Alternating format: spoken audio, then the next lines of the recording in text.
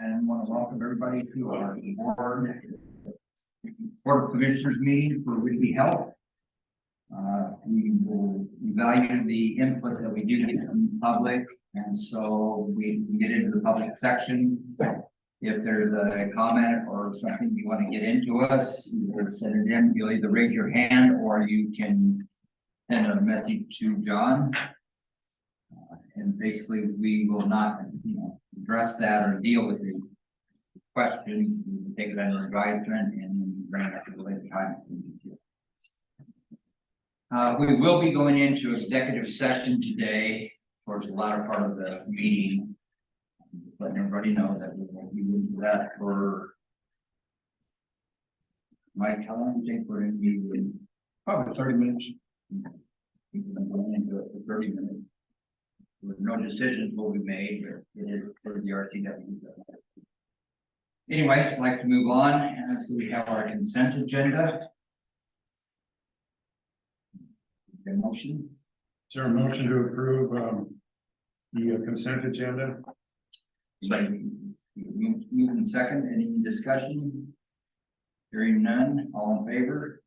Aye. So moved. So we have a point of order, call to order, point of order. Is there any other things other than we have a resolution 554 to address? I make a motion, we accept resolution 454, bank signing authority for Chuck Gardner. Any second? Second that. Any discussion? All in favor? Aye. Aye, so moved.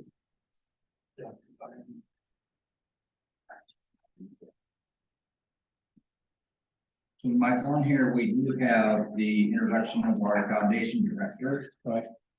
And she's just not arrived yet.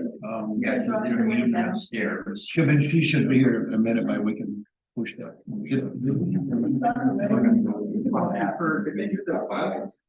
Yeah. Yeah, that's the resolution.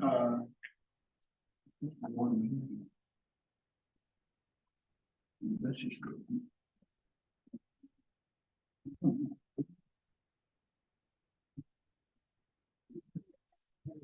Yeah. We should be in the just send Yeah.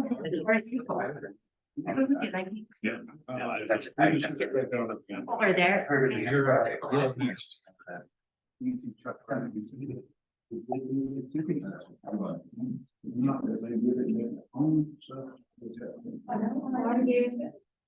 So at this time, I would like to go in and introduce our new foundation director, Samara Money.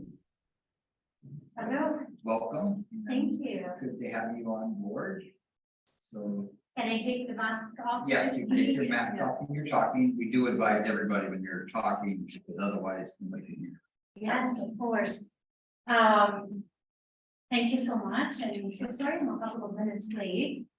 My meeting went a little late with Greta, but it was a great pleasure meeting her today.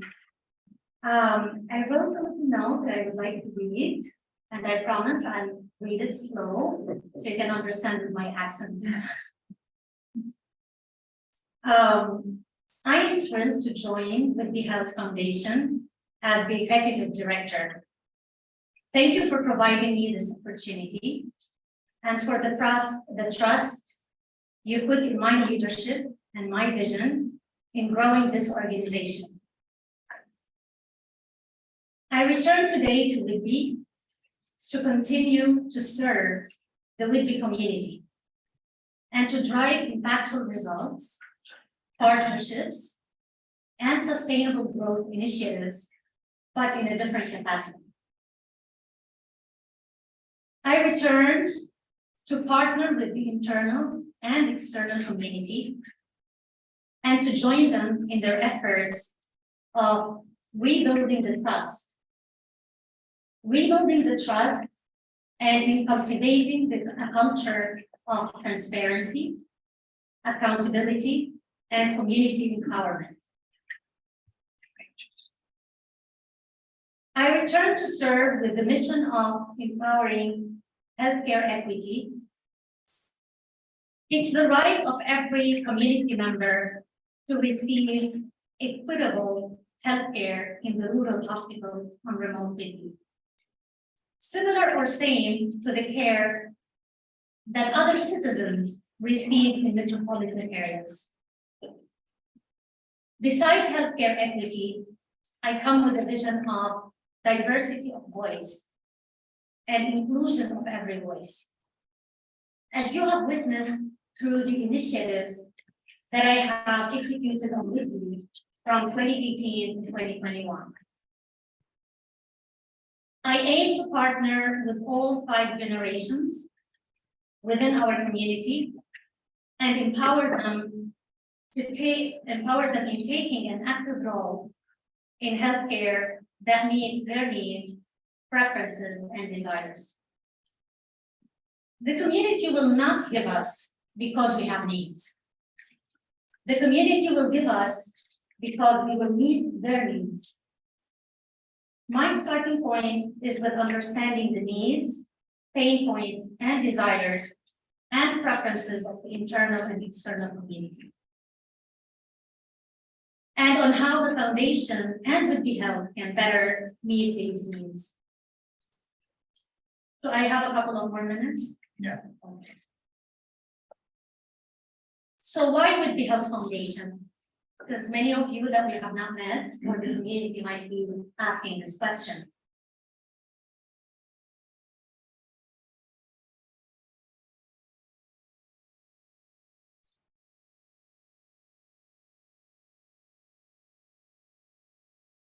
Following my diagnosis with cancer, my priorities have switched. First, I became more driven to meaningful causes. I aim to invest my expertise and passion into a cause that would add value and drive a long-term difference in the lives of others.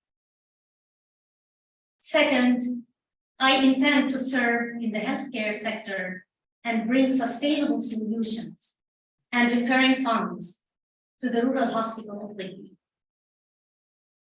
And third, my relationship with the Whitby community is the main driving factor. The impactful partnerships, connections, and strategic relationships I built on Whitby, cultivated into meaningful projects and friendships. This community inspires me, and serving it unlocks my innovation in driving impactful results. What am I requesting today from the Hospital Board of Commissioners, and from the management? Rebuilding trust and a culture of transparency and community empowerment are imperative. They are imperative to our organization and to our Whitby community. I need your support in this journey and will be leaning on you and on the community for mentorship and for guidance. I am an active listener, and my leadership journey in Whitby Health will start by actively listening to your needs, challenges, and pain points. The island community have previously believed in me and in my ability to drive change and to bring impactful results. I am confident that I will hit the ground running and will drive results that will make us all proud. I conclude by asking you and the community to join our efforts and put our hands together to support the sustainability of this hospital and its growth on the rural Whitby. Thank you. Thank you very much. Thank We you. welcome you and we do value, we're looking forward to getting the ground running. Thank you. One of the things that you brought was your health things, that all of us seem to have had some health thing that makes a big difference on all of a sudden you're valuing the hospital and the care you're given here.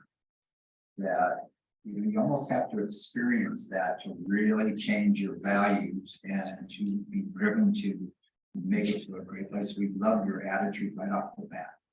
I don't know that you've met everybody here. You want to do a quick introduction, starting with Tim around the table real quick? Tim Wallner, Director of Ancillary Services. Chief Operations Officer. Bob Wagner, I'm on the Medical Executive Committee of Medical Staff. Please tell me your name again. Samar Samar. Barney. Barney. Hi, Samar. I'm Paul Rogers, Chief Financial Officer. Hi, Samar, I'm Mike, CEO. Hi, we met James Golder. Ron Wallen. On board here. Eric Anderson, we've been clinic, you know. Yes. I'm on the board as well, Morgan Cooper. I'm a big fan. Welcome, Samar. My name is Curtis and I'm the Executive Director of Nursing. Samar Neil Totter, CEO of Health Tech, and I've had the pleasure of spending about an hour and a half with Samar yesterday and today. And you are in for a wonderful experience with her leadership. She's going to be a wonderful thing for Whidbey Island. Yes. Welcome. Shannon Hardy Bates, Executive Director of Quality and Compliance. Welcome. We've met Samar. I'm Mahalo Peters, Executive Director of HR. Thank you. Well, we don't want to leave out, we have our previous commissioner, Nancy, who's yourself. Yes, for Friday. And then back in the corner. I'm here for support. No, but we just want to make sure everybody knows who you are. And then, President of the Foundation Board. Connor, you introduced yourself? Connor, community. Pleasure meeting you all. Thank And you. then, John, John Gleason, Administrative Chief of Staff. Thank you. so welcome and we appreciate everything you said, so. Hopefully it can be a great journey for you. Thank you. Moving on to medical staff report, Dr. Wagner. Thank you, Ron. First off, I'm going to present a recommendation for a motion to amend our bylaws to take care of an issue related to telehealth admissions. When we first started telehealth here, we did not have admission. We had stroke consultations, we had telesite. None of these people are on site. Now we have on-site telehealth or on the inpatient telehealth provider. And we have to catch up our bylaws to meet that. So it's part of do what we say and say what we do. And so that's the motion. You have that in front of you. And Yeah, that's, just so the rest of the board knows too, that this has been vetted by the attorney, that this is the proper way to do it. And it follows all the criteria. And medical staff have recommended it, spend for medical staff, so if we could have a motion. in addition, the rest of the bylaws are still in process, but this is agreed on by all parties. And so we're going to move on. It just brings things up to date that we needed to do right away. Yes, so there's a motion for that. Mr. Chairman, I make a motion that we approve the amendment to the bylaws regarding the additional provisions of the telemedicine staff category. I second it. Second, any discussion? All in favor? I So moved. Thank you. I'm going to give you a list of new providers and reappointed providers. The credential committee met in late February. And so the first, we have initial appointments. Spencer Schulte is orthopedic surgery locums for provisional status. Do you have copies of this? Yes, You do. in front of Okay, them fine. and on the board behind you. Umar Hardy is a telehospitalist. Mariana Nibley is our new mental health care provider for our behavioral health program. And she's a nurse practitioner. She is recommended for psychiatric mental health nurse practitioner status.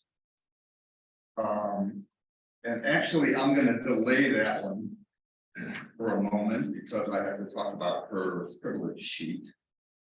The next one is Omar Naji, who's a family medicine hospitalist for courtesy staff. These people are recommended for additional appointment, and that is my motion.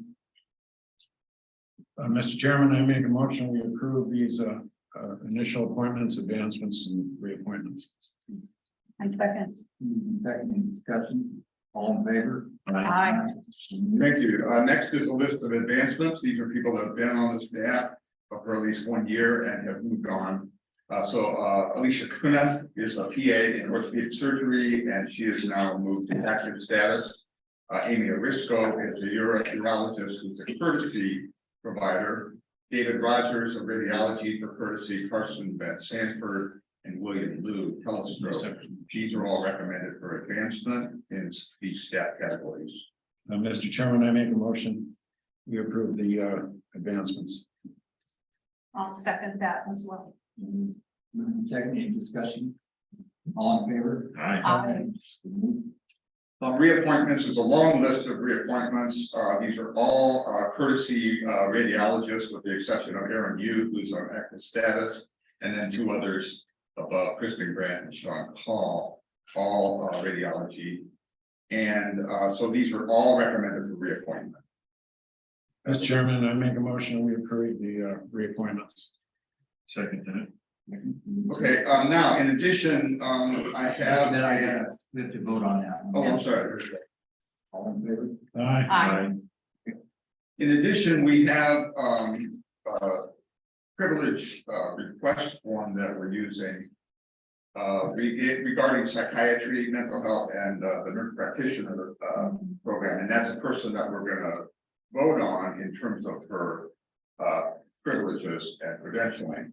And so they've added simply that in speaking about adolescent patients, that it specifically says ages 13 and above. So that's the only addition here, really. And that's part of the core privileges. And like other core privileges, there's a list of things, and people can choose to say, no, I don't do that. And the hospital can choose to say, yes, we support this, or we don't support this. So that is my recommendation, that we just add that 13 and above. New next. So, yeah, Mr. Chairman, I make a motion, we approve the adjustments. and that is for Marina Nibley. Yes. Second that. Any discussion? So the question I would like to, is that, so state initiative then requires down to the age of 13 for her to be able to provide behavioral health services to 13 and above, is that? I think that we have had a tradition of having an age cutoff more like 16 for almost all the transition from juvenile to adult patients. Right, However, in mental health care, care down to behavioral health, that age 13 allows us to have people that can provide that service. If that's what we want, right, right? And somebody can say, oh, I'm a pediatric specialist, and we can say, yeah, but we don't have a program right now to support that. right, okay, But having it in the process brings us in pretty much in line with many other facilities.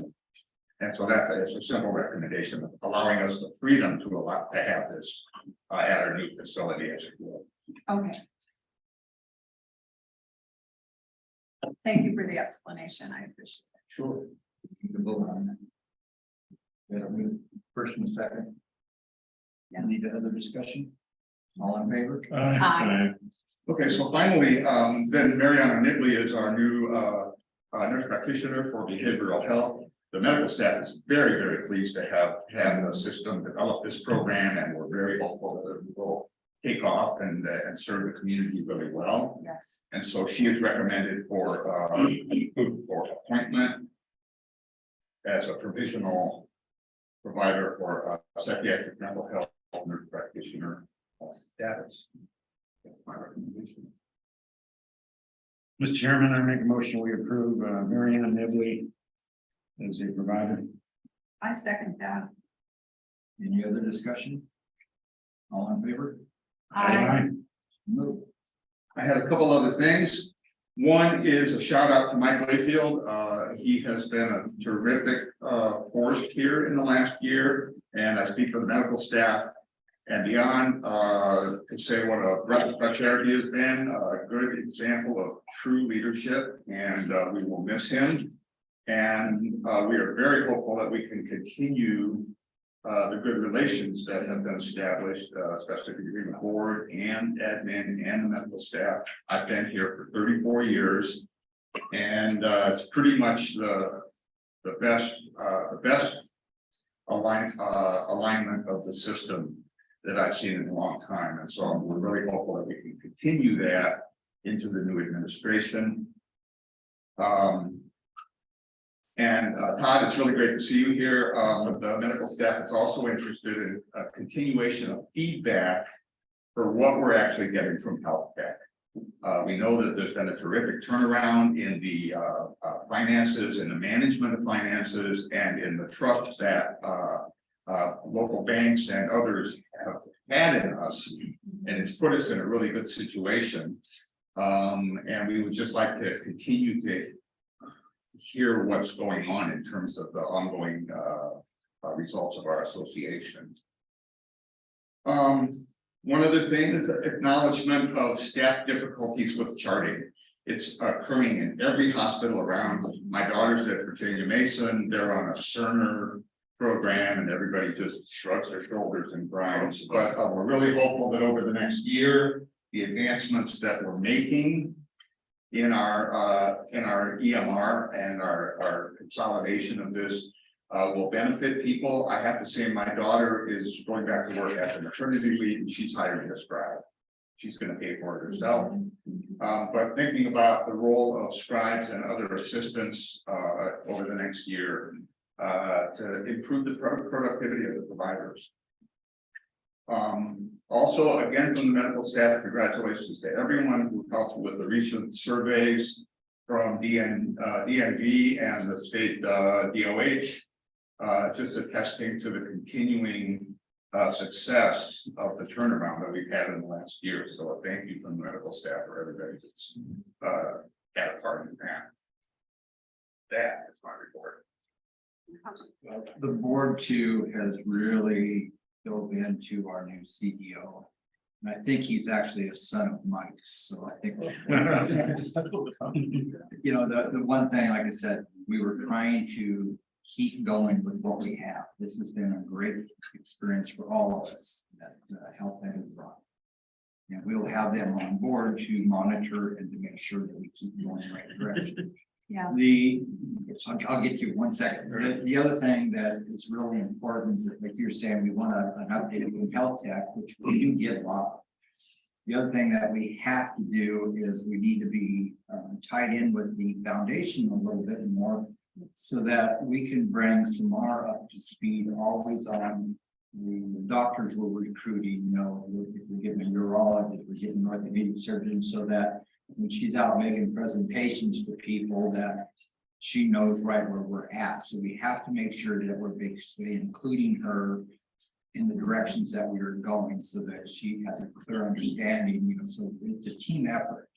Exactly. And so I want to make sure that the admin staff, the board, everybody keeps you posted, knowing exactly where we're at, and who's coming to work here, and where we're at. So when you go out in the community and you're asked questions, you need to know kind of what the board is. Right. That empowers you. It's good. And Jim. Yeah, Dr. Wagner, I want to congratulate you and the rest of the medical staff, because if it hadn't been for your group coming together and working cooperatively with the administration, I don't think this operation would have been as successful. And to be honest with you, you guys have done a yeoman's job about bringing the medical staff together with the administration and providing the opportunity for everybody to work together. And it's made a very big difference. Regarding scribes, that is an issue that is being looked at. We are investigating it. We're looking at both the positives and the negatives. And it's something that is on the board for consideration. It's not something that we're looking at today, because we have a lot of different issues in front of us, but it's something that may be reconsidered sometime in the future. Well, we're really pleased with what we're seeing in the recruitment world right now. we're gonna get a really good urologist in here. We have a really higher level of quality of people that are looking around to see if this would be a place that would fit them. So it's a very positive thing. Mr. Chairman, may I ask a question? Dr. It's Wagner. Yeah. I wanted to say that, but I was afraid to say that. Dr. Wagner, so with the scribe and that falls into the documentation to get our chart notes up to date, Sure. that has everything to do with our billing aspect because all of that goes in. What are the challenges in general? I mean, I'm sure we'll talk about this later, but can you share just some of the challenges that the clinics are having and? Well, almost all the providers are spending an extra 1 to 2 hours at the end of the day Right, to get the charting done, because it's just a sluggish process. And so if you have a scribe, it literally gets done at the point of contact. And it allows you, for example, to give a patient a copy of the visit that they just had, if people want that kind of stuff. And in many clinics, people want that kind of stuff. They say, I can't remember all this stuff. What do you got for me? So when you have scribes, you can literally have these things done as soon as the visit is done. And it's a niche job now. People are learning how to be a scribe. You know, it's got all kinds of confidentiality issues and yeah, there's a lot that goes, that's baked into the back end of that, for sure. but the productivity issue is clear, and that's why we're seeing these things all over the place, because the IT systems have just been too slow. To document in real time, Yeah. is that? Plus, we're in Meditech, which has traditionally been a slower process. My daughter's in Seattle, they're on Cerner, which is another, it's not Epic, you know, basically. Is what it is. Yeah, I was on Epic. I spent 1.5 years under, an audit, so I get it. I totally get it, but yes, I've had scribes in my practice for the last 3 years. I Yeah. love them. They work very effectively. I think it's a great use of our professional time to be able to have that.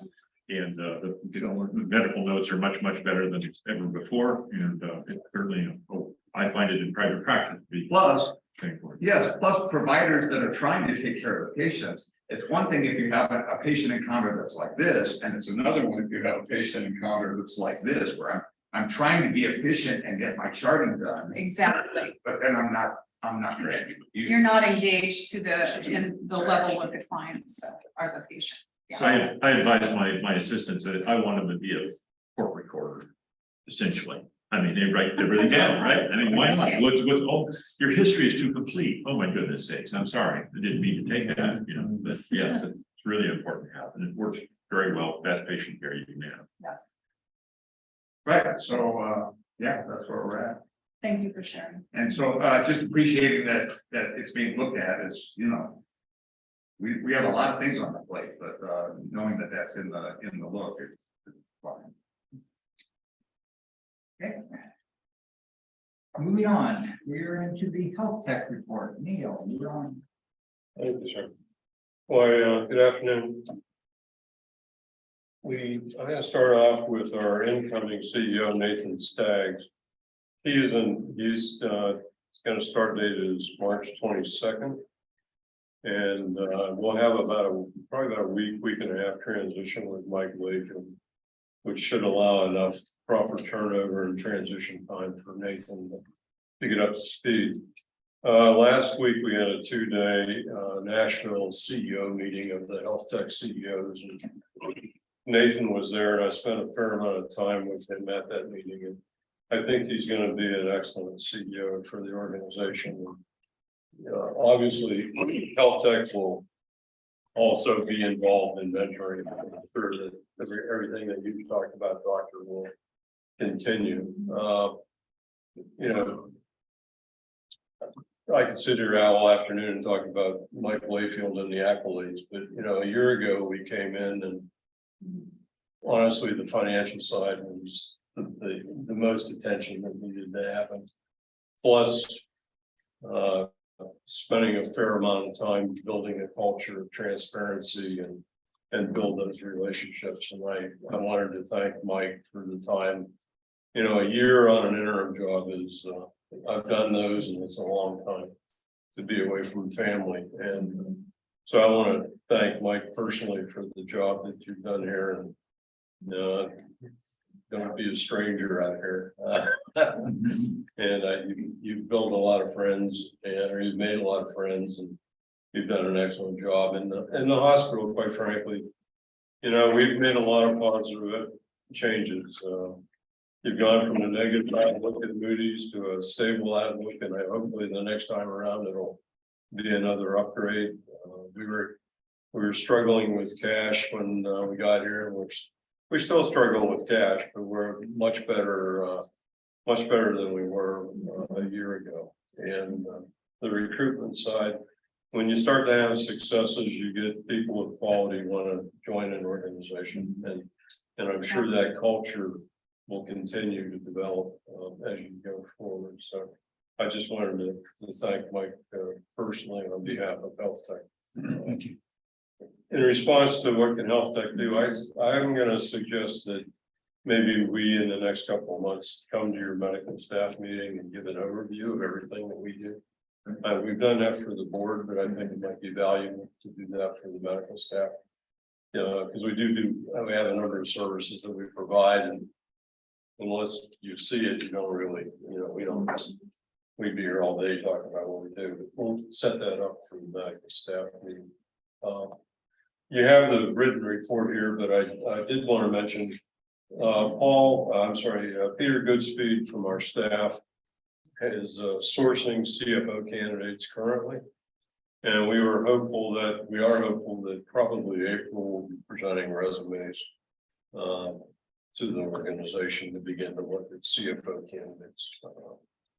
The time frame, I'm asking Paul to kind of wrap up a few things around general ledger and some other in the weeds kind of things that we can get cleaned up before permanent arrives, so that we don't have that pickup in the transition. But we're probably looking at like a June timeframe to bring in a permanent CFO. And then I know Mike Layfield is still interviewing clinic administrators, and hopefully that we'll have some resolution here in the next month or so. And then Joyce Smith has been on site. She's our revenue cycle person, and she's been working with Paul and the team, and we've made a lot of progress in collecting AR. And I know they're looking at a change in an organizational structure that might prove valuable going forward.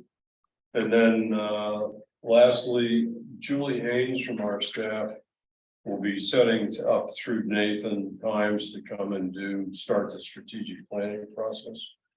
And her first step is to come on site, and we do probably 4 or 5 days of interviews with board members, medical staff, leadership team of the team, community members, and try to get a good indication of what people in the community, the board, and the medical staff are thinking as far as going forward in a strategic plan. That'll be probably June or July, and then with the CEO and Health Tech, we'll develop a draft plan.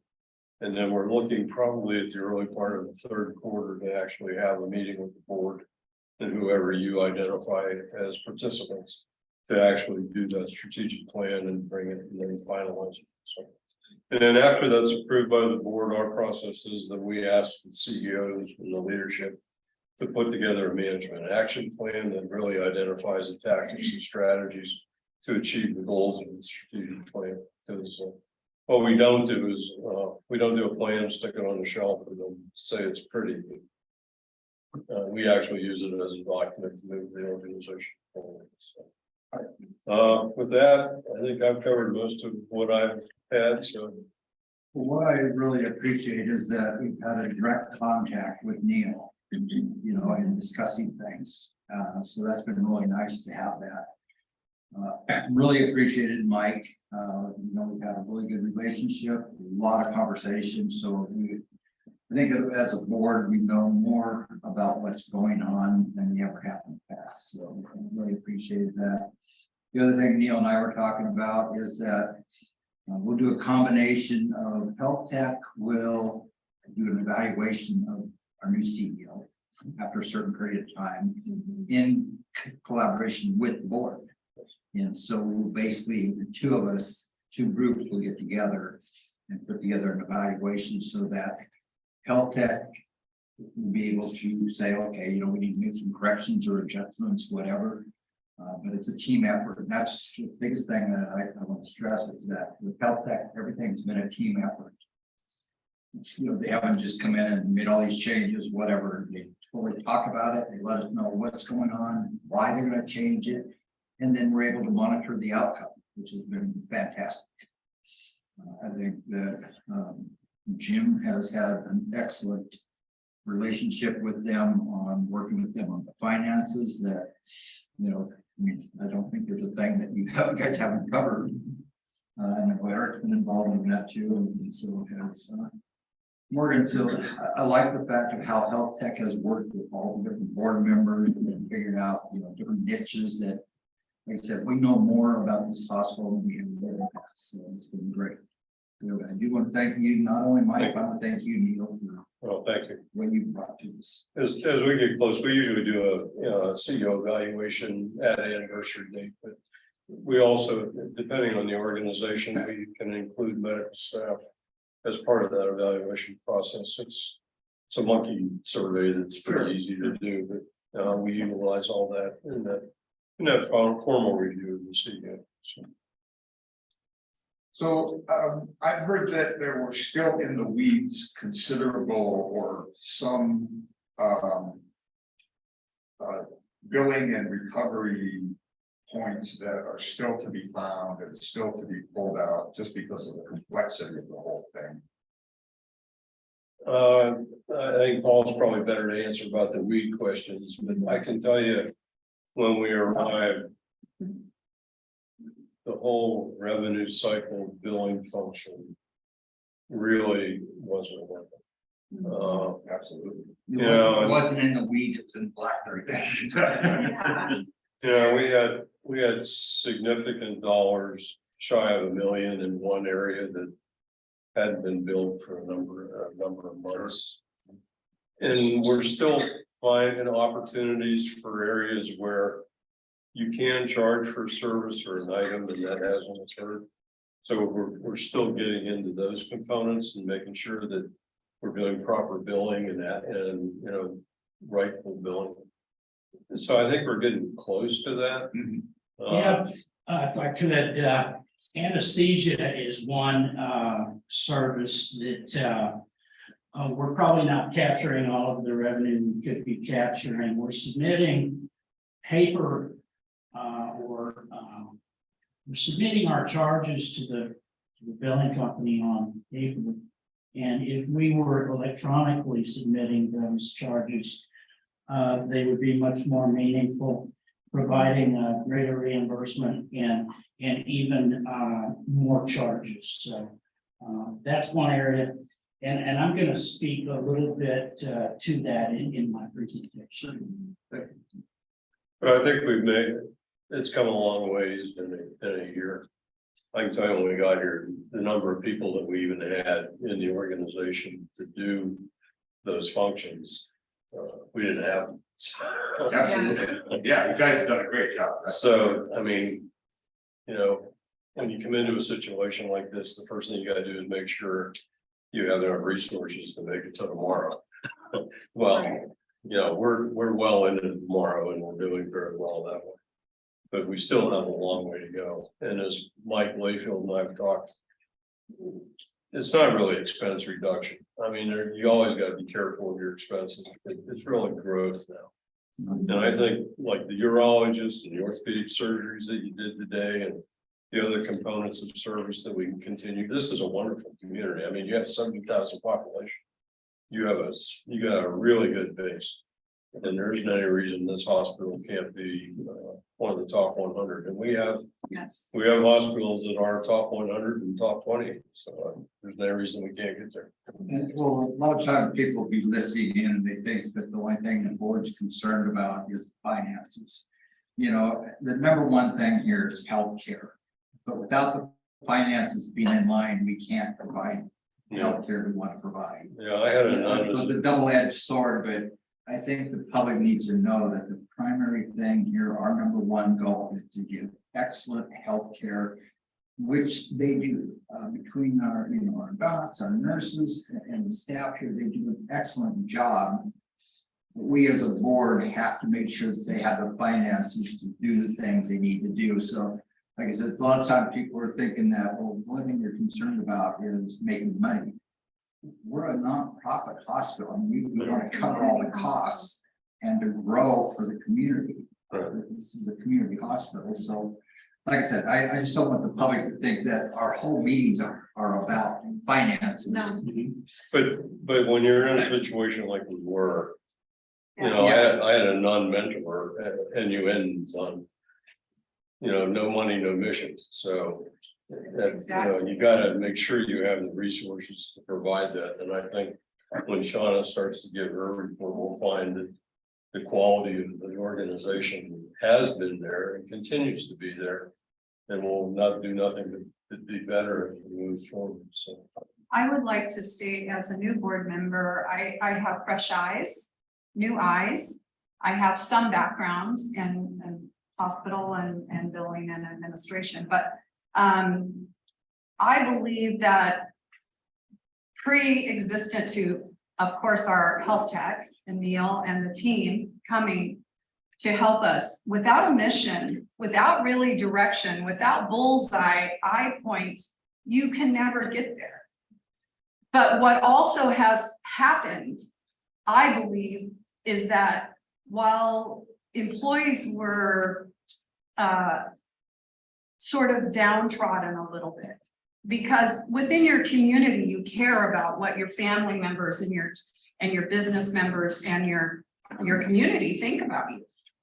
And it was a difficult place. So for our medical staff to come on and be strong, and our nursing and now to have employee engagement, it is wonderful to see.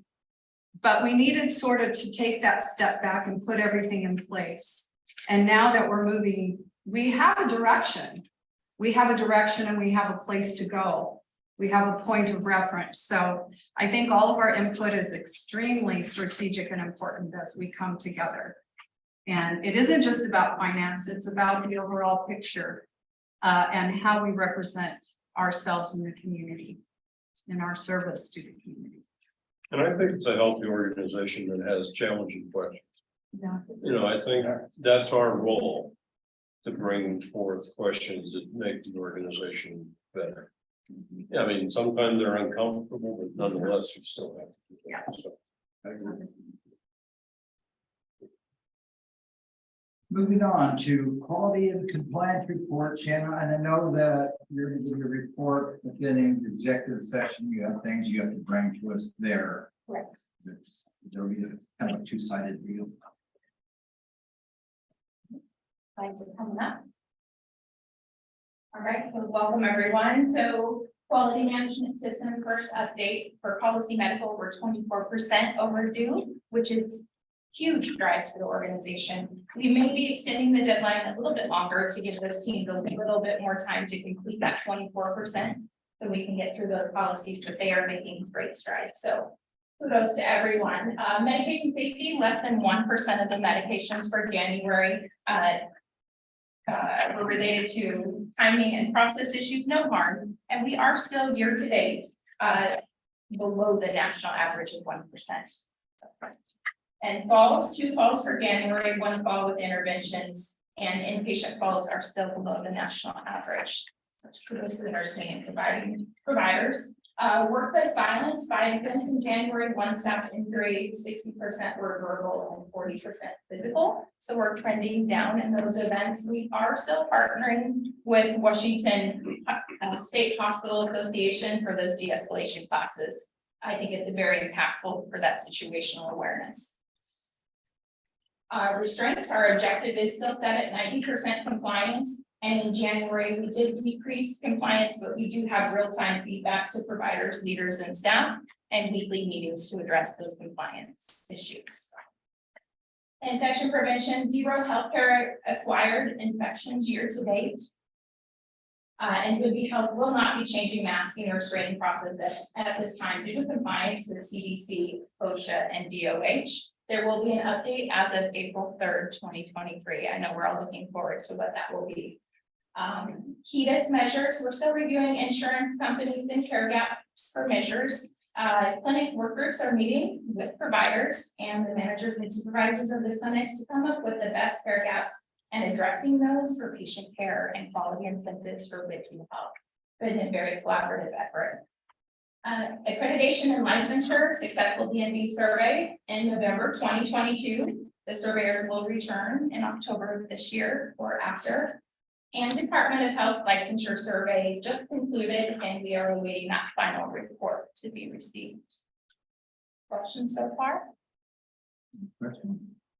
Okay, so patient safety and risk mitigation, event reporting is seeing an increase in events for employee illnesses and documentation events. The risks of the organizations do remain the same at this time. The education department has exciting announcements with the collaboration with HR. The data issues have been resolved between the systems.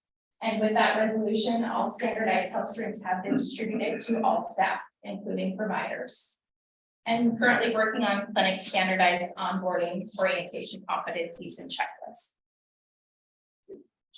Medical staff office credentialing totals for March, 42 reappointments, 13 initial appointments, and a total of 249 total credentialed providers. And you can see the work in progress on the providers on the right, which we look forward to partnering with Samar on those new providers onboarding. Okay. Patient experience Qualtrics. These are our patient surveys that are going out. Currently over 1,700 surveys received. And we have implemented text surveys at this time. So looking forward to see what those stats will do. And you can see the check-in process, experience with EMS, recommending the facility and staff professionalism. And again, all leaders and providers have access to this data in real time. For the purposes of the slide, could you try to make that upper right-hand circle there a little larger for us next time? So we can kind of Definitely. get it out there with readers, but it's pretty small. Yes. Yeah, thank you. No problem at all. Okay. And I had one other question also. I noticed that back when you did the HEDIS, that is like effectiveness. HEDIS, those are care gaps. So those are like screening mammograms, et cetera, for patients, and you get incentives for Ridgeview Health if we're closing those for patients. Okay, so that's an acronym for health effectiveness or something like that, yeah. Okay. Stands for. Well, I'm just trying for the public, that it's good for them to know that what it is. Health effectiveness data integration. Systems. There we Yeah. go. It's a series of quality measures Right, that have been developed and applied to providers to encourage mostly preventative health care, right. but also managing chronic illness care. Setting targets, setting metrics and targets for third-party payers all do this. And we get incentives, financial incentives to be successful in meeting these targets.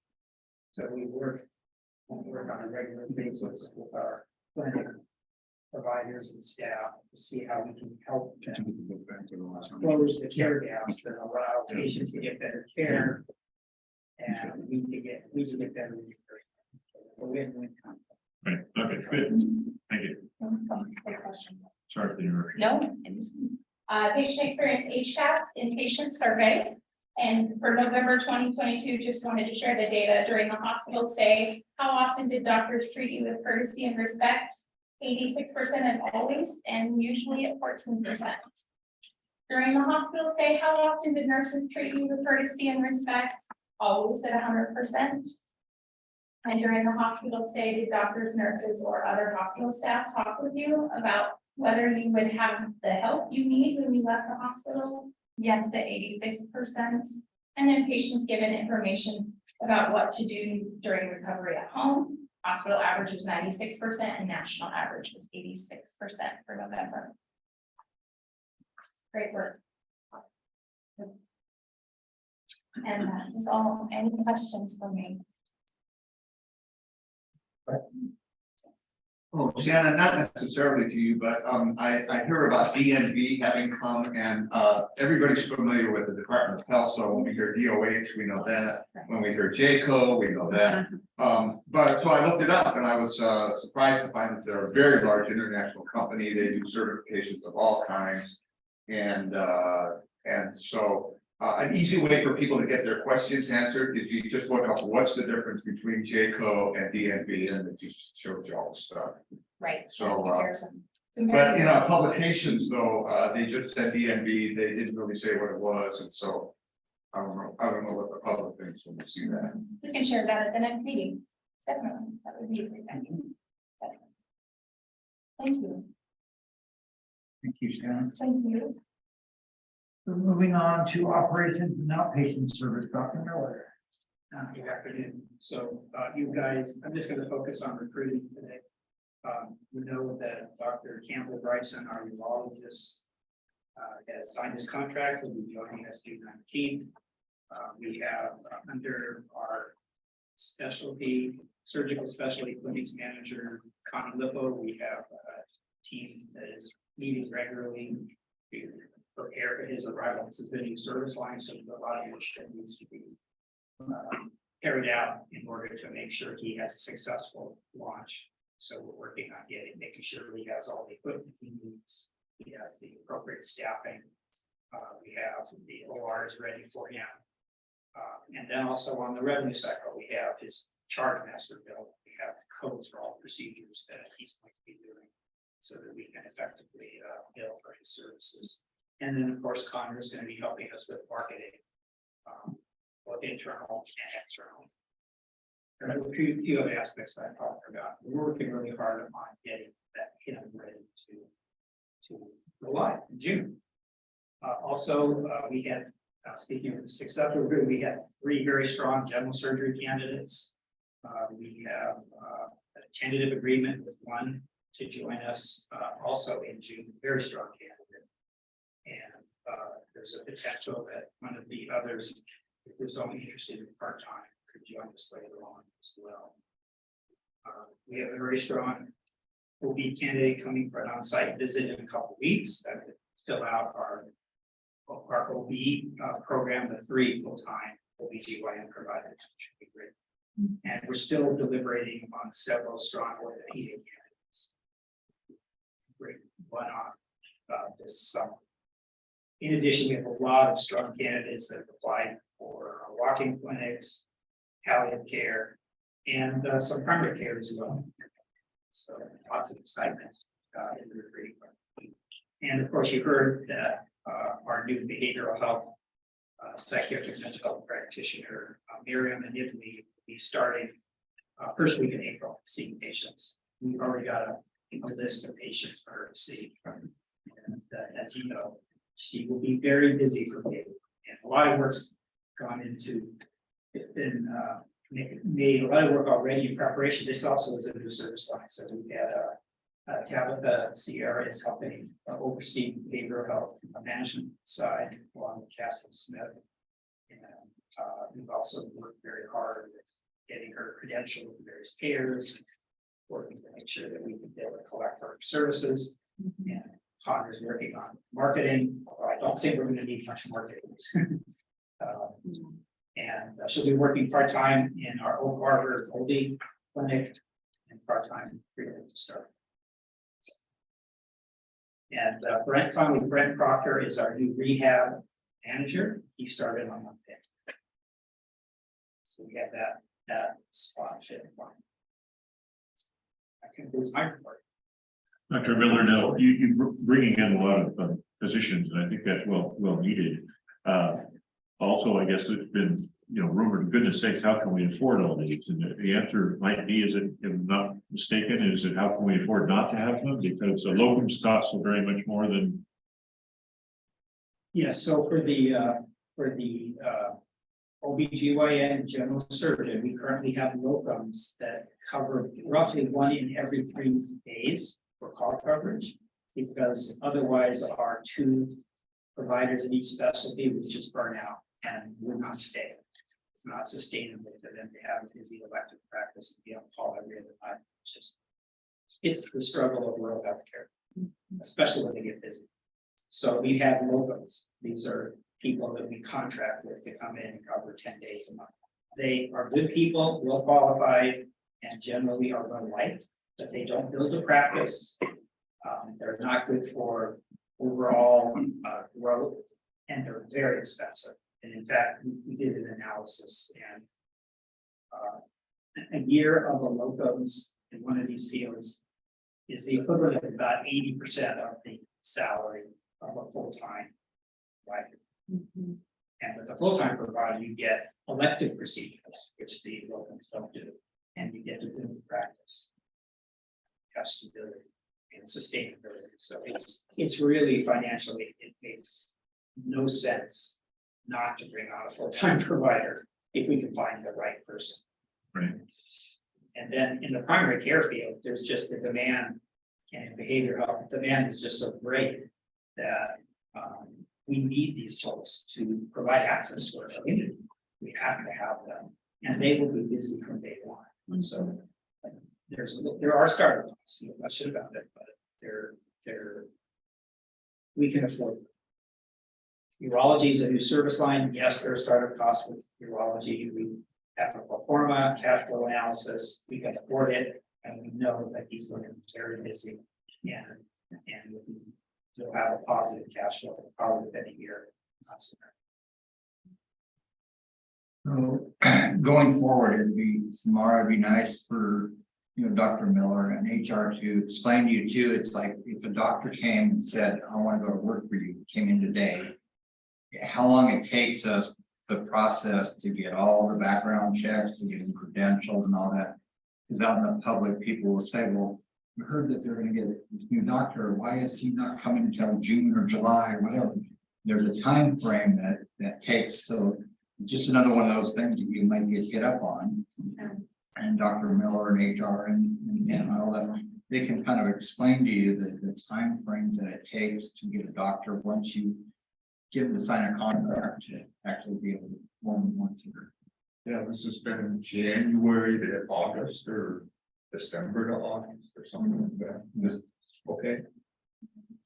Yeah, it seems like a long time, that even to get the contracts in place with the payers, the insurance companies. If they can come to work sooner, they would, but they couldn't bill. So what would be the point? So there's so many levels of things that have to be done in that maybe even 3, 4, 6 months. There's a lot of work done in HR for that piece. It's a learning curve. Yeah. So when you're out there in public, people will hit you up on it. So make sure you have the answers for them. Yes, absolutely. Okay. Any other questions for Dr. Miller? Thank you, Dr. Miller. Moving into our finance report, Paul, our interim CFO. Sir. Thank you. Good afternoon. So, highlights of our January month. Net days and accounts receivable, 51.8, a little bit of a dip from last month, and that's good news. We have a positive hospital margin down here.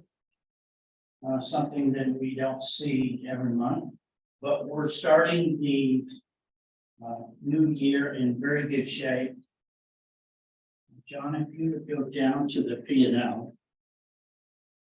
We have a total net surplus that we're reporting of $251,000 on a budget of a $42,000 loss. And days cash on hand of 44.4. Our patient volumes, discharges, ER visits, outpatient surgeries, all lower than budget, but our clinics really came through. Clinic visits exceeded budget and exceeded prior year. Any questions on our income statement here before we move on to a cash flow statement? Do you show clinic visits or you don't? Well, you should ask, Yeah, I will be reporting, or including a report that focuses more on clinics next month, in addition to this. And I had one other comment, and it's along the lines of your question, Dr. Wagner, and that is, the billing and collections piece. Hats off to our revenue cycle. $391,000 in collections on old accounts previously reserved as bad debt. And that's really what took us over the hump. Without that, we would be at a slight loss for the month. Move on to the next page, please. And this is a cash flow forecast. We begin March with $13,337,000. And I've got this projected out through July 31. And if you would go down, you'll see we're gonna be setting right here with 38 days cash on hand. We are forecasting 38 days cash on hand to finish the month of March. So in spite of these bond payments that are due in May, we are going to maintain days cash on hand equal to where we are. Yeah, any questions about that cash flow statement?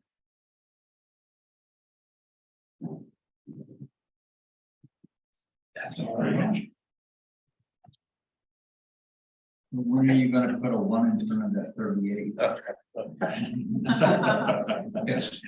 We're working on it. You said it in question. Thank you, Paul. No, it is looking so much better. I really appreciate all the effort everybody's putting in. Thanks, the team.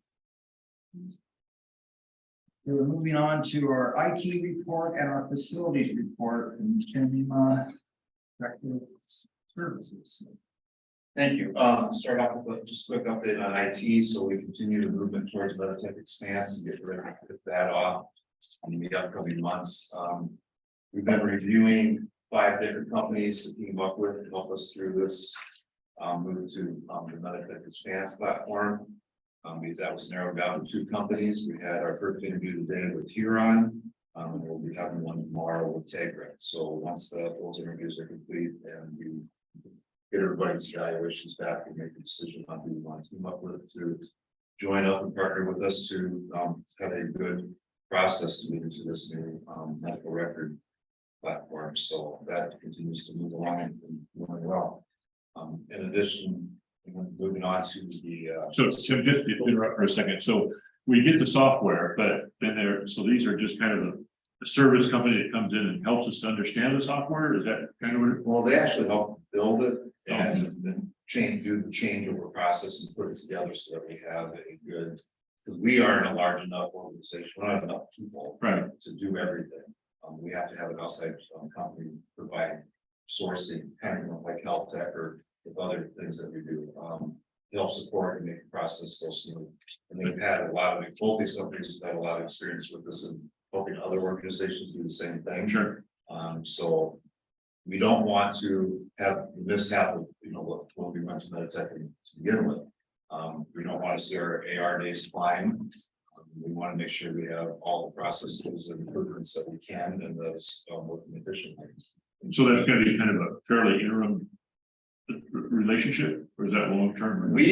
Well, it'll be built up. It'll be an ongoing process to work out, the problems even after we go live. They'll be there to aid us moving forward even after we go live with Meditech Experience. It'll decline as far as cost and overall needs. Moving on to other areas, just wanted to share some pictures So we've been doing a lot of work in the lab. We have some new analyzers that are coming into the lab. And we've taken the opportunity. With the cap surveys that we've had in the lab, they've been very unhappy with the block walls in there. It's kind of it's not a really great environment.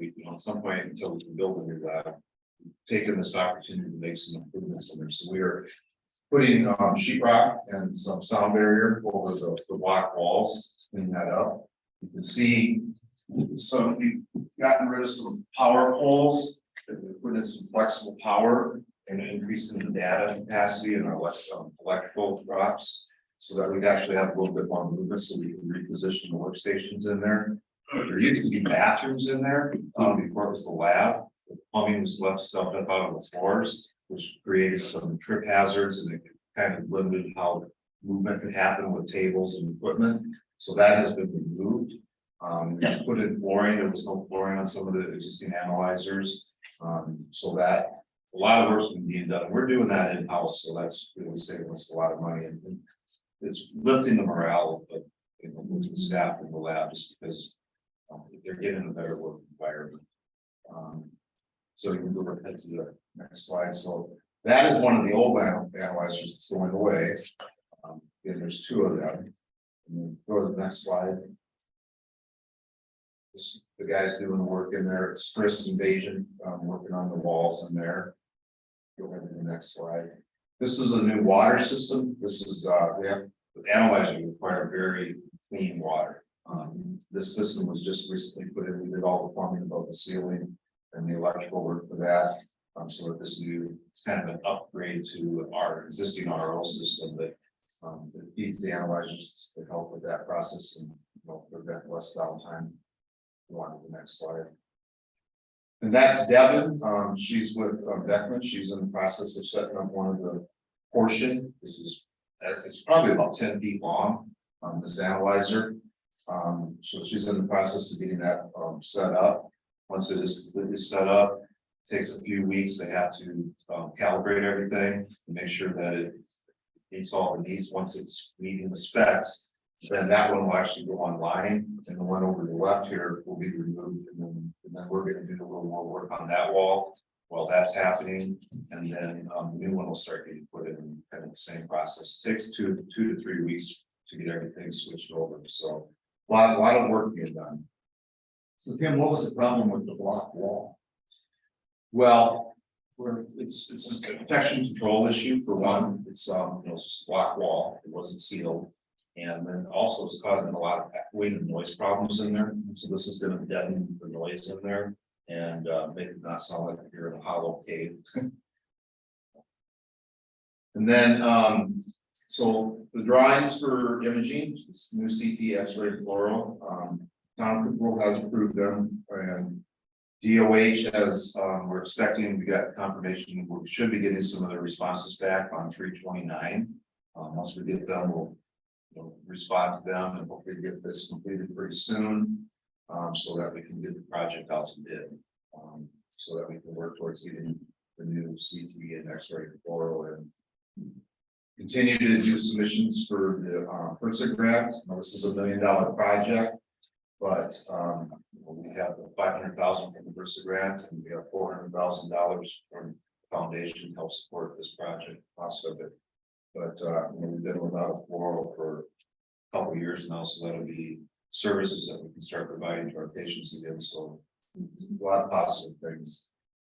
And then we had our initial meeting yesterday for AG4. It's a air handler sitting out in the courtyard out here. That is getting replaced.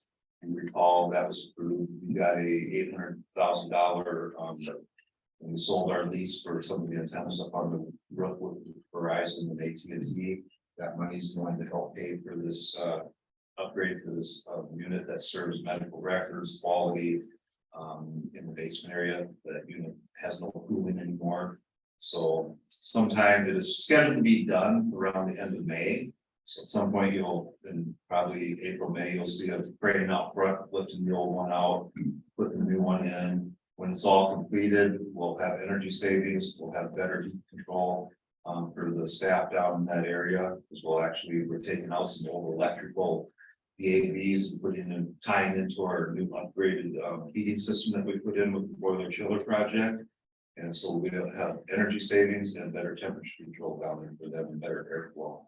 A lot of portable heaters being used down there in the winter, which causes a lot of problems in our DOH inspection, but resolving a lot of issues, a lot of work being done, so. So that is my report. If there's any questions?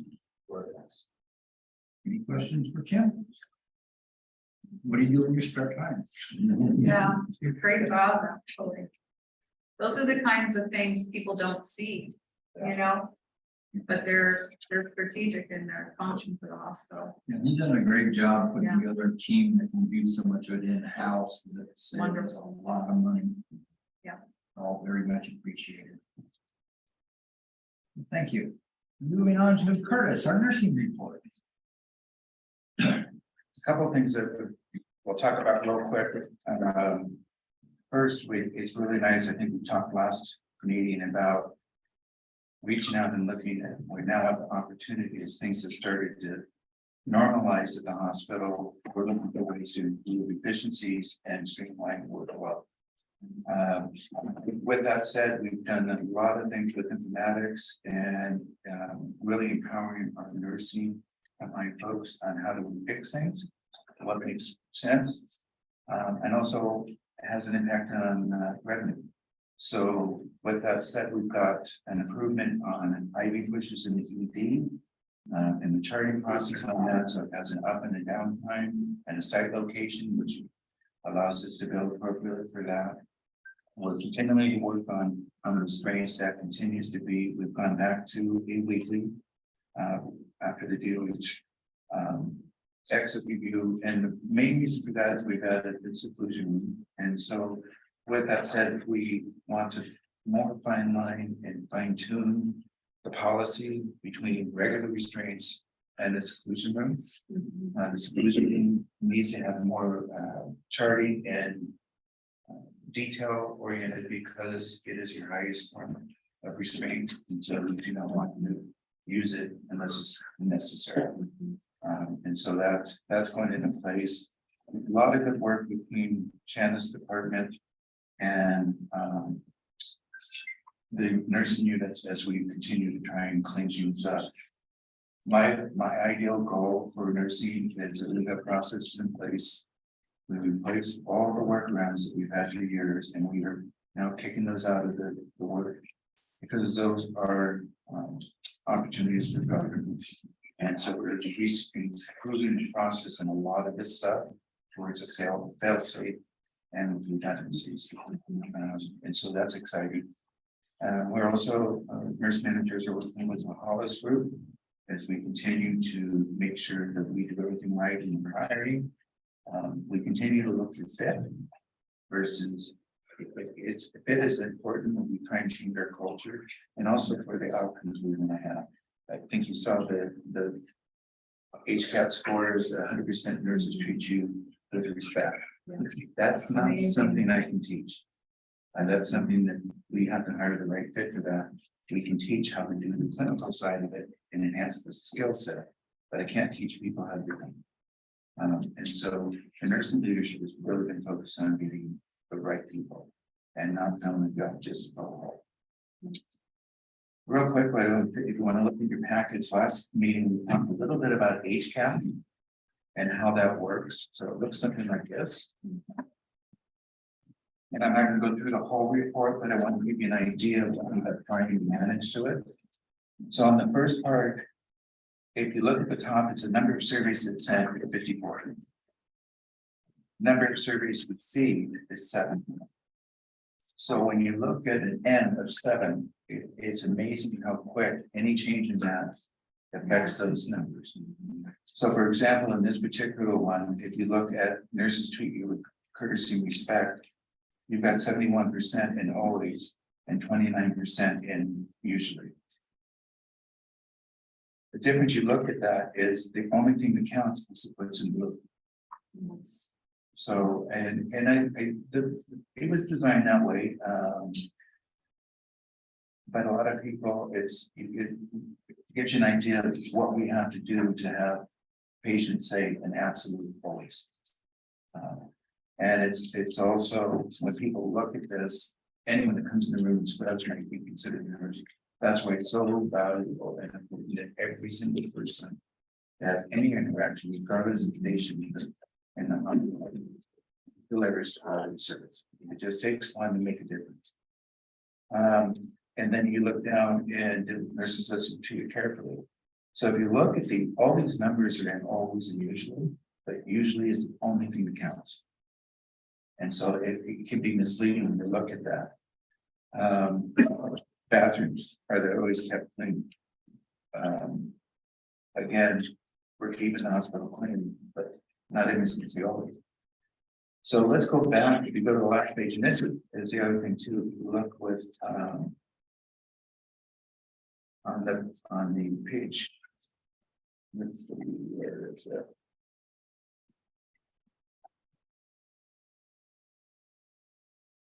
I think it's gonna be page 5. On page. Page 4. And would you recommend your friends and family to this hospital? That's been one that's always fluctuated. We go anywhere from up to 75%, and you can drop down a little bit. It's really dependent on, but you're looking at an end number, drives it down. It's a 50-50 split. Now, where I look at it and say, okay, where exactly can we improve? Go back to page 5 and look at the customer comments. I had a very nice day and was taken care of very well. Nurses and staff were fantastic. I was treated very well by all staff, nurses, doctors, and everyone associated with the hospital, in spite of crowded conditions. I can't speak highly enough of Ruby Health staff, from ER to nurses and assistants, hospitalists, and nutrition staff. I've been in 6 hospitals in last year, and Ruby Health is #1. So that's when you're looking at this report, and give you a little bit of an idea. Trying to figure out, okay, where is that missing spot? Where's that sweet spot that we can fix? Give you a little more idea, because I know I talked about it last month, and now you've got it in front of you, you can see. The report is written in such a way that it's hard to get those numbers, but we strive. The month before we got 100%, and that was out of 17.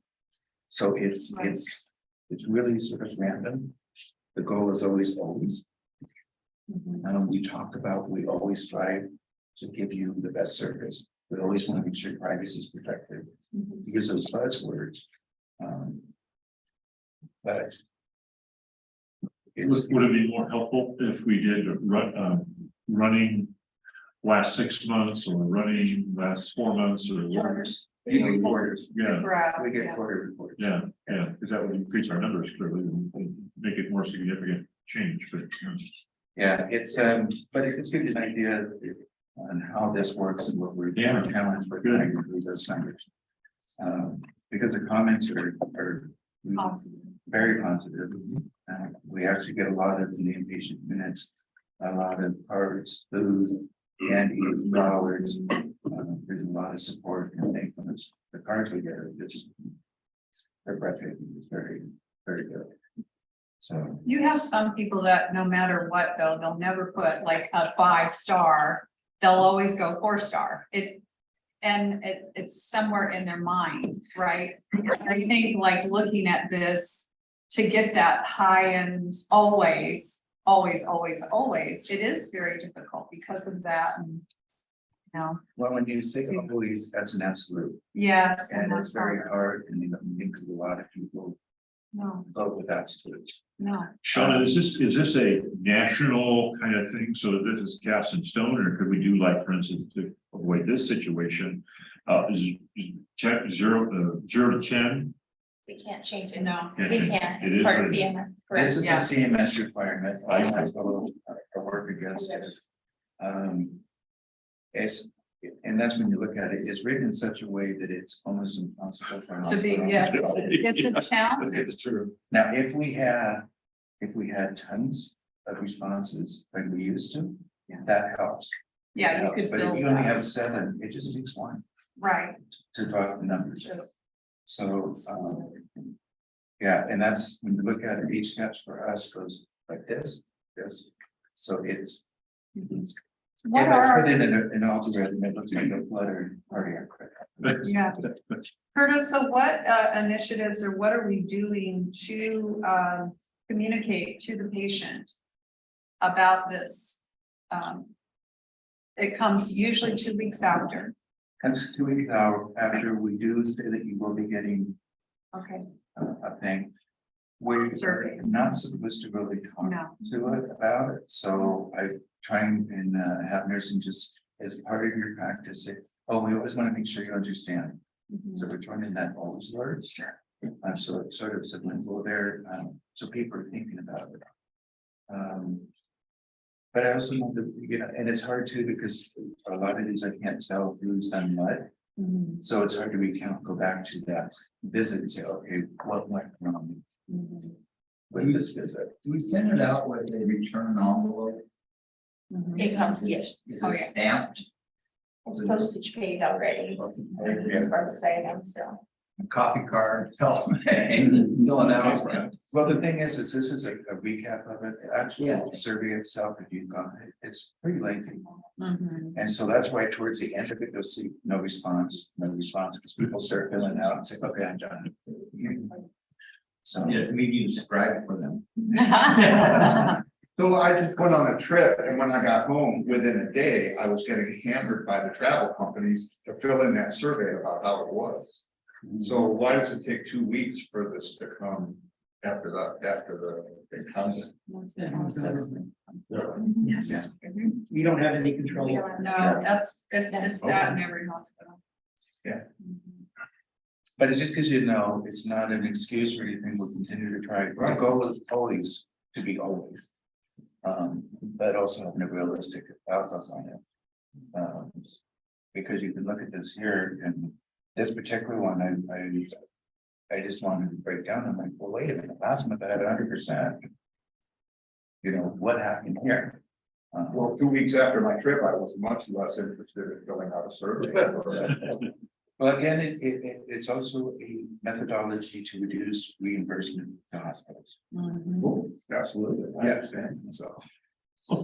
Yeah, because it ends up That's rating, interesting. it ends up rating us within the system, which is kind of, it's the process. My understanding is that most smaller hospitals are putting up with the same thing. Everybody. Yeah, everybody. If you're getting CMS money, you're doing it. So it's something we have to live with and we know that and we work with it, but I think it's important that everyone understand what's driving those numbers. Anything else first? No, I'll shut up now. Oh, we always welcome your. Yes, we appreciate you. Don't. Mister. Mike. You're gonna miss me when you're gone. We'll move on to our human resource report. All that. Good afternoon. So we've been 30 days now of a full HR team. So that feels, I think, pretty good. We continue to audit our HR processes and clean up our data in our Kronos HRIS system so that we can bring our department into compliance and have a baseline for a further future data integrity. Data integrity in HR is always a precursor to beginning to be able to track and trends and really bring some meaningful HR data analytics to be able to make decisions about workforce planning, recruitment, and diversity, equity, inclusion, and belonging. But my goal next month is to bring the first quarterly HR data report. I'm hopeful that we'll have all of the data in Kronos cleaned up so I can bring a quarterly report that will then, I'll be reporting out these numbers quarterly instead of monthly. Usually if you're tracking and trending HR analytics quarterly is much, you see a bigger picture than if you have it monthly. But for this board meeting, total turnover as of February 28th, 2023, or from January 1st, 2023 is 3.19%. We had a turnover in January of 1.21%. We brought in 11 new hires and we terminated 9 people. In February of 2023, our turnover was 1.98%. We had 10 new hires and 15 terminations.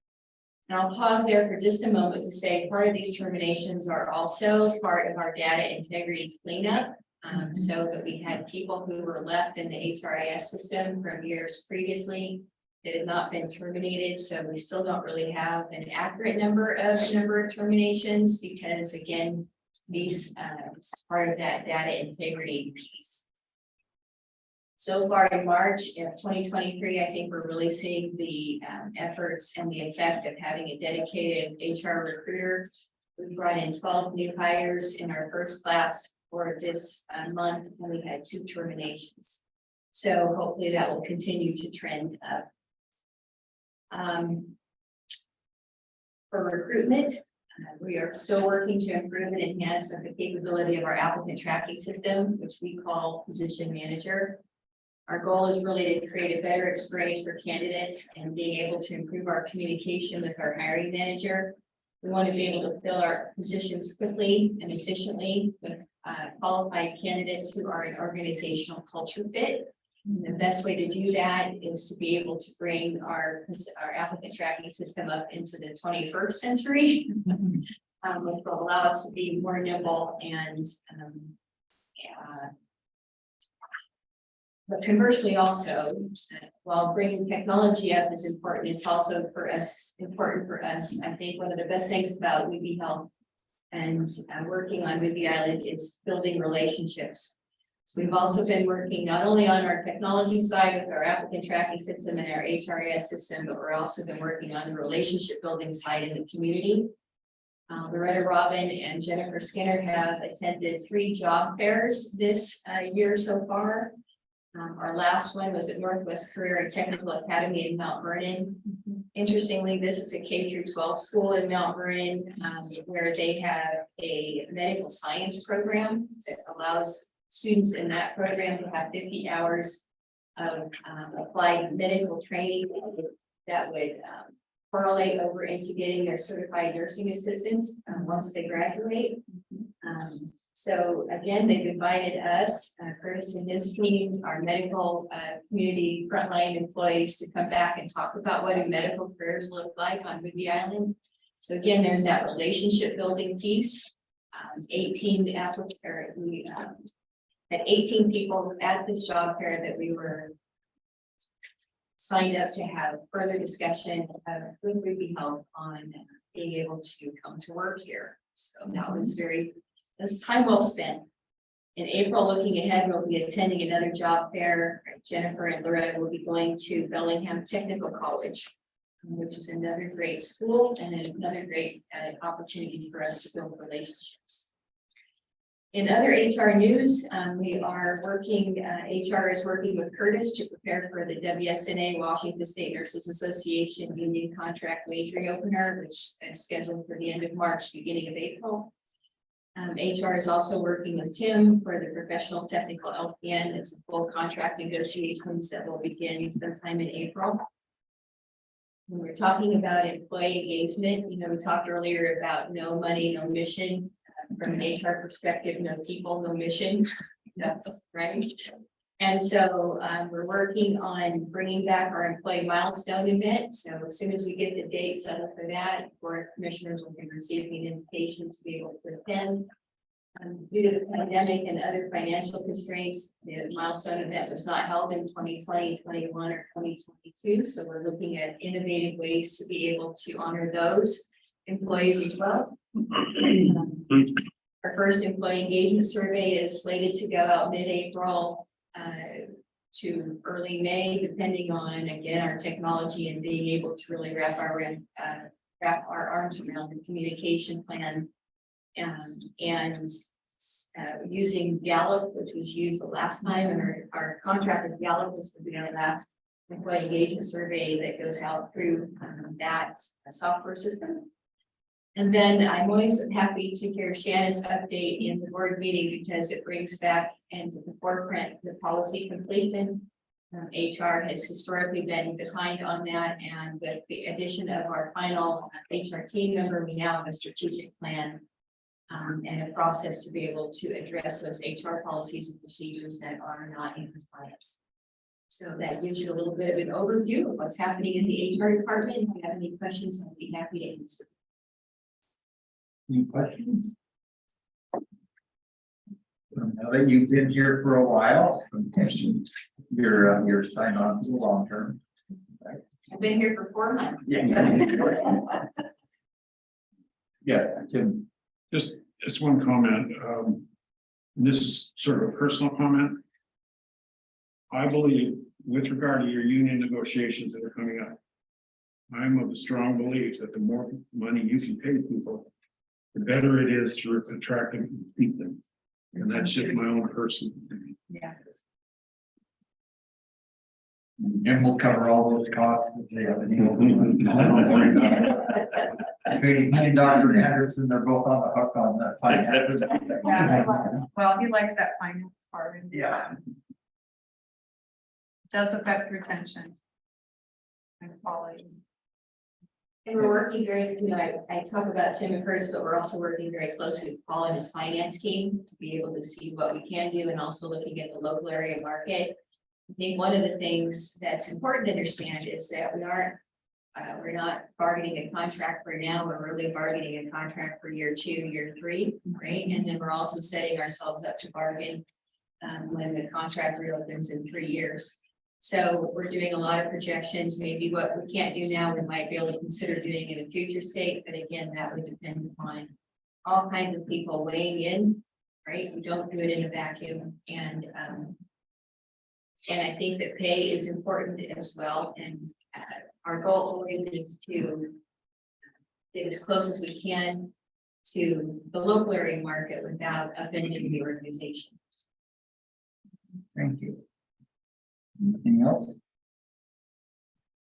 Okay, moving on to batting cleanup. Michael. All right, give you a little quickie report here. As Neil mentioned a while ago, we are mentioning just having a discussion with the clinic administrator candidates this weekend.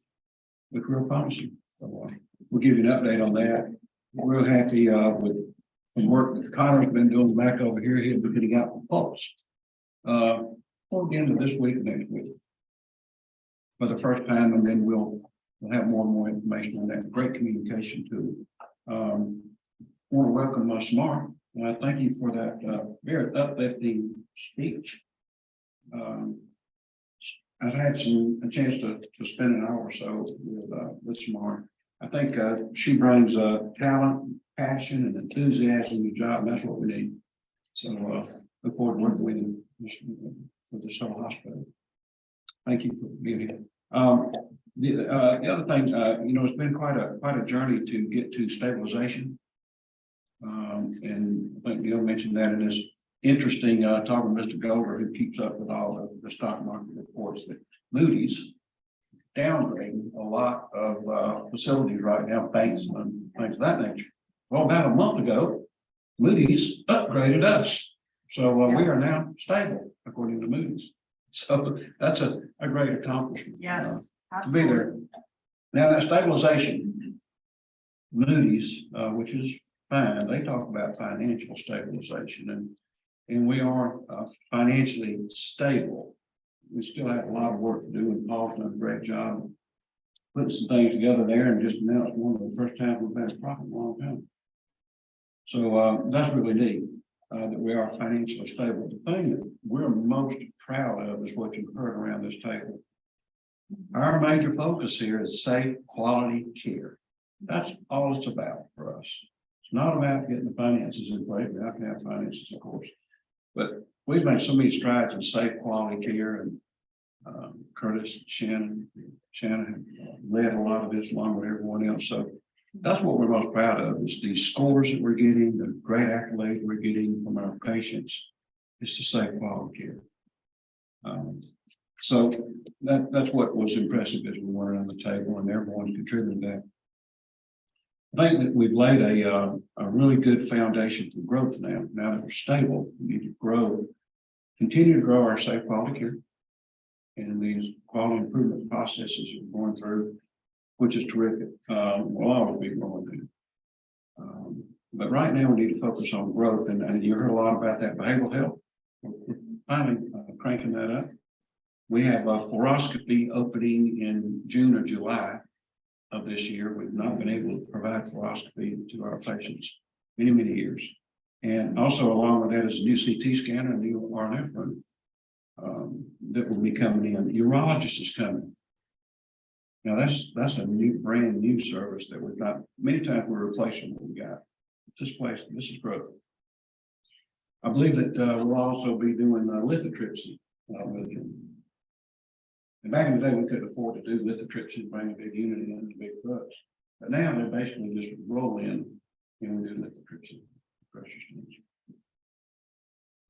Got a new general surgeon coming, it looks like, and soon an OBGYN, and our focus on virtual care. All these things will help us grow. So let's focus on growth.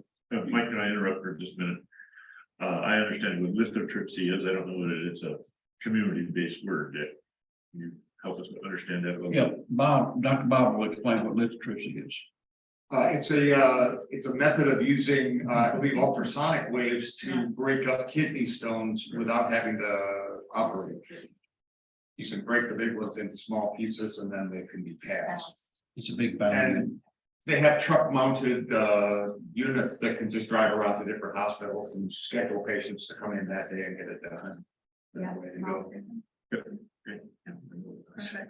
I'm glad Dr. Bob is here. I would have said something else, you know. That's what it really is. I think it might be interesting to hear what you might have Right. said. Just to be. The big bang, okay. Moving right on. So, one of the things too, I was just going to finish up with saying, in terms of growth, we now need to really focus on primary care, recruiting into primary care and support staff, primary care. We've done so many wonderful things here in growing, but the one thing that remains is primary care. And the people on this island are leaving the island to get to primary care because it may take us 2 or 3 months to give you a follow-up visit once you visit. So there's what we laid out for Garth. It's all on Garth to recruit some primary care in there. So no, it's all on this team. And I think we can attract people now a lot better now that our image is improving and trust is growing. So let's focus on that. And this being my last report to this group, I'd just like to say thank you for allowing me to be part of this team. It's been a great journey. And together, and that's with the medical staff who, when I first met with the medical staff, I was told, you better wear a flak jacket when you go down to visit them. But it wasn't that, I met Dr. Bob, one of the first physicians I met here, great guy, great staff. So together with the medical staff, the board, and all this team, we've made this a great place for patients to come to get care, for our providers to practice, and employees to work. So thank you. Thank you. As everybody realizes, this is Mike's last official board. So I think he gets a round of applause for what he has done.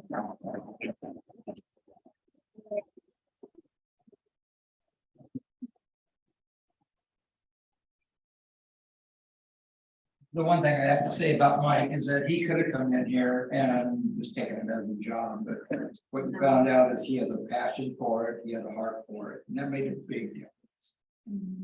And so it's been greatly appreciated, Mike, and actually, I think we'd like to be able to call you a friend. Just really enjoyed spending time with you and all the conversations we've had. Really worked out so many issues just calmly sitting down in his office and trying to figure out how do we go forward, how do we fix this?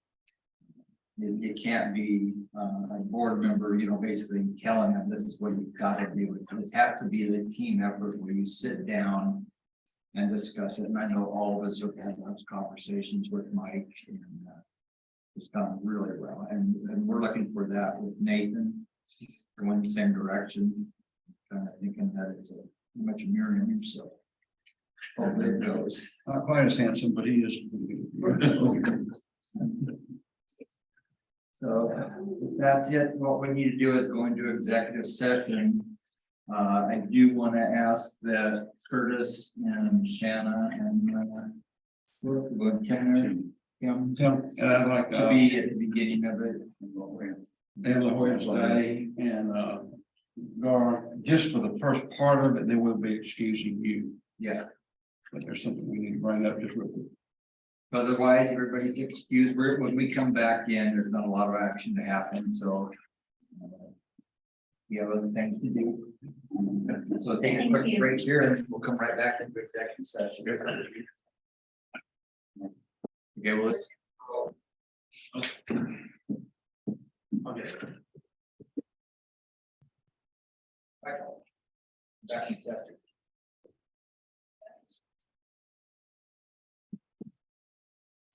You're going. I'm flying back tomorrow morning, 6 o'clock in the morning. Well, Early. you don't want me to leave early, but I just get tired.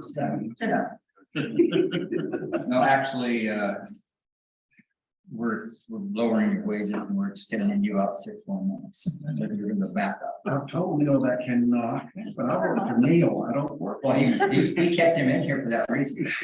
We had to ask, yeah.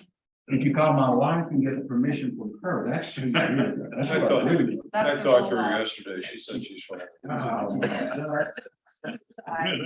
He's gonna leave that on. Okay, so we were in executive session, we got information that no votes were taken, no decisions were made. We're back in general session right now, we have a couple of things to address.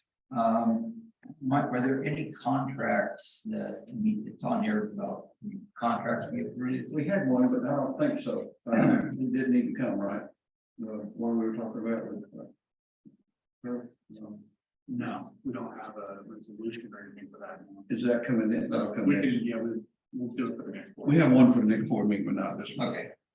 But we do have a couple other things. We have, Shannon has brought forward to the standard and transmission based precautions.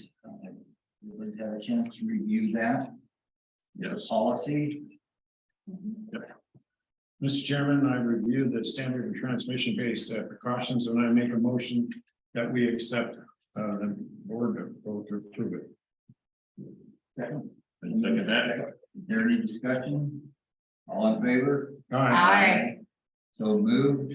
Mr. Chairman, I have reviewed the quality management system manual and would make a motion that the board approve it.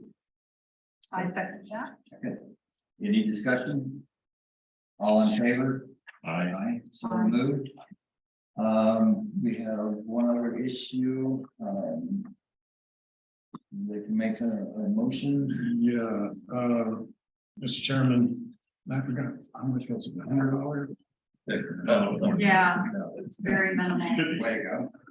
Mr. Chairman, in light of the fact that we need to retain an advisor to help Nathan, I would make a motion that we retain Mr. Layfield and provide a $10,000 advisory fee. I second that.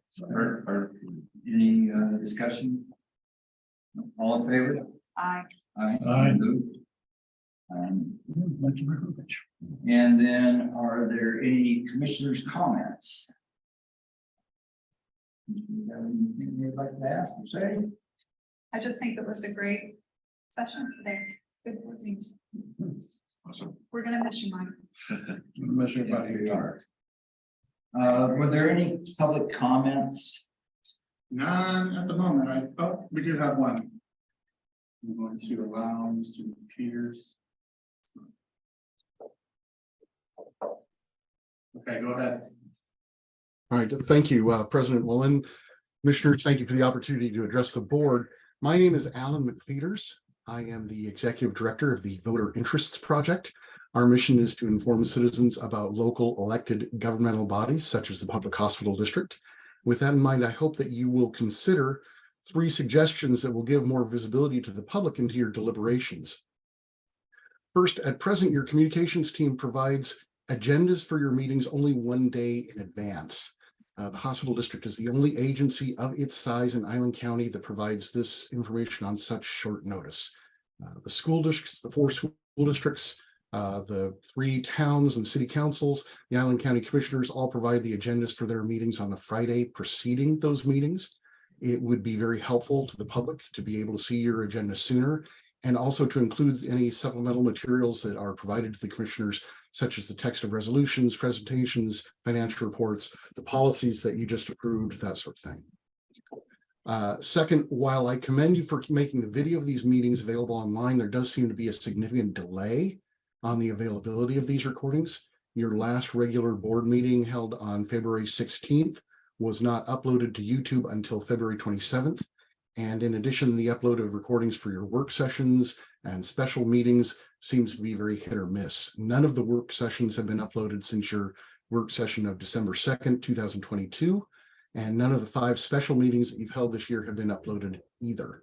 While those special meetings were primarily executive sessions dealing with reviewing credentials, it would be informative for the public to see even the non-executive session portions of those meetings. Finally, this public comment period is scheduled in your agenda near the end of the meeting. We at the Voter Interest Project review meeting agendas for 17 different governmental bodies in Island County. I believe yours is the only one that puts public comment at the end of the meeting, which makes it more difficult for the public to know when their opportunity will occur. So if you would please consider putting public comment earlier in the meeting, perhaps immediately after the consent agenda, I think that would be very helpful. Thank you for your time. Yeah, so we have had the public comments early on, and we tried it later on because we were getting more opportunity for people to comment about things that took place during the meeting. So we've tried it both ways. You know, we didn't put it at the end intentionally to make it harder. We were just trying to get it to where people would have a time to comment. So we will discuss all 3 items. You have 3 good ones, and you know, basically we're involved here, so we're not watching what's going on and looking at the recording. So it is something we'll dive into and take a look at. Great, thank you very much. Okay. Yeah, good comments. Yeah, good comments. So we appreciate those. Thank you. So basically our next board meeting will be Thursday, April 6th at 1 o'clock, followed by the next board meeting in April, will be April 20th at 12 o'clock. And so like I said, we'll have to talk and dive into this a little bit more on the comments made. So So the 20th is at noon, and the April 6th is at 1 o'clock. 1 o'clock. Yes. Okay, thank you. Okay, so if there's nothing else, would entertain a motion to adjourn?